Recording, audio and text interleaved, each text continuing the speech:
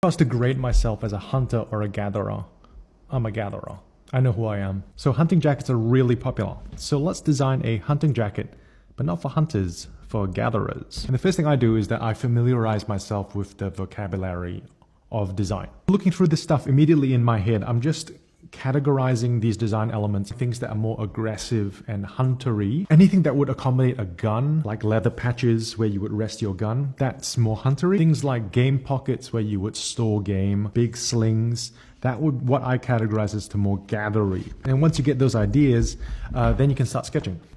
So we're going to start with a corduroy collar and then lots and lots of pockets to reinforce this idea of gathering. So we've got like stuff behind us, in front of us. And that was the first idea. And eventually it developed into this idea of a hunter-gatherer jacket. Well, half the side was more aggressive and the other half was less aggressive. I was really taken by fishing vests in particular. Big slings at the back where you would keep all your game. I had this idea of this sling that would run from the body around to the back. And then we made a sample.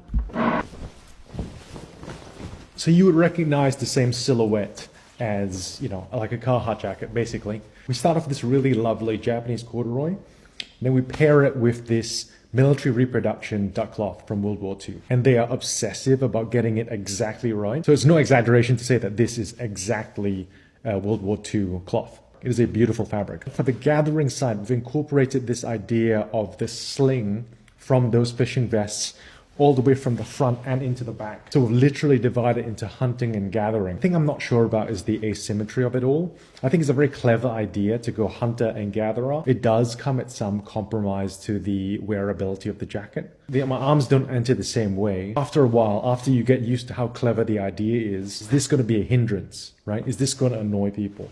It makes me think that if we make this a double gatherer jacket with slings on both sides and then the back, it's less clever of an idea, but it'll be way more usable. I'm trying to make clothes not for a 5-second trick of the mind, right? Where I go, oh, haha, hunter-gatherer. I'm trying to make clothes that I use often. I think it ends up being a better jacket. A lot of people on the internet would have you believe that you are just paying for the raw fabric and the manpower required to sew it together. So you're not seeing all the failure that gets you to that point. You're not seeing the bad sketches, brainstorming with the pattern maker, but that's the real stuff, right? I could be mistaken, but I think that the knowledge of the 16 bad designs gives the final design more value.